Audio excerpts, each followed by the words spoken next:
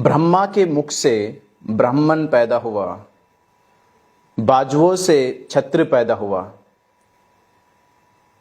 पेट से वैश्य पैदा हुआ और पैरों से शूद्र पैदा हुआ। वैसे तो ब्रह्मा ने सृष्टि को चलाने के लिए मनुष्यों को पैदा करा। मनुष्यों में भी किसको? ब्राह्मण पुरुष को, क्षत्रिय पुरुष को, वैश्य पुरुष को और शूद्र पुरुष को।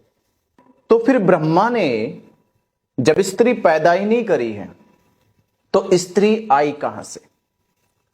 सारे वेद, सारे शास्त्र ये तो कहते हैं कि ब्रह्मा के द्वारा ही 4 वर्णों की उत्पत्ति हुई।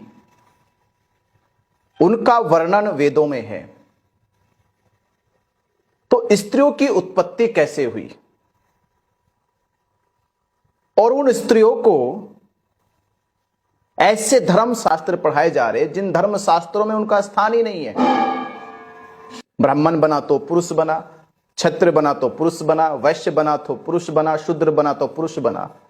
तो और आज के वेदांतवादी, शास्त्रवादी और वो शंकराचार्य जो ये कहते हैं कि संसार की उत्पत्ति की जननी महिला है, तो उस महिला की जननी को तुमने वेदों में ही नहीं लिखा, वर्णों में ही नहीं लिखा, शास्त्रों में ही नहीं लिखा। इससे यह सिद्ध होता है कि किस प्रकार से आदि काल में भी पुरुष मानसिकता ने महिलाओं के विषय पे बिल्कुल भी नहीं लिखा। और वो महिलाएं आज जो अपने आप को ऐसे शास्त्रों को पढ़कर गौरवान्वित महसूस कर रही है, ये शर्मनाक बात है।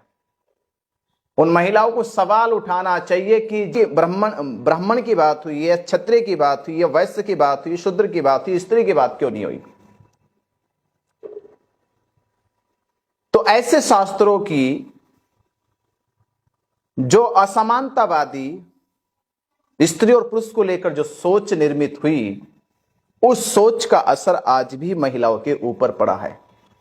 और इसी के कारण बाबा साहब डॉक्टर अंबेडकर जी ने हिंदू कोर्ट बिल पेश किया कि जिन शास्त्रों में, जिन साहित्यों में महिलाओं को बराबरी का हक नहीं है, समानता का हक नहीं है, ऐसे शास्त्रों को समाज में पढ़ना और पढ़ाना बंद कर देना चाहिए। जिन शास्त्रों में महिलाओं को लिखा ही नहीं गया है, बताया ही नहीं गया, तो ऐसे शास्त्रों से कैसे एक श्रेष्ठ और एक अखंड समाज का निर्माण हो सकता है? तो आज की वर्तमान जो धार्मिक संसदें चल रही है, उन धार्मिक संसदों में ये मुद्दे उठाने चाहिए कि जिन शास्त्रों में महिलाओं को समान अधिकार, समान रूप से उनके विषय पे लिखा नहीं गया, ऐसे शास्त्रों को देश में पढ़ना और पढ़ाना बंद कर देना चाहिए।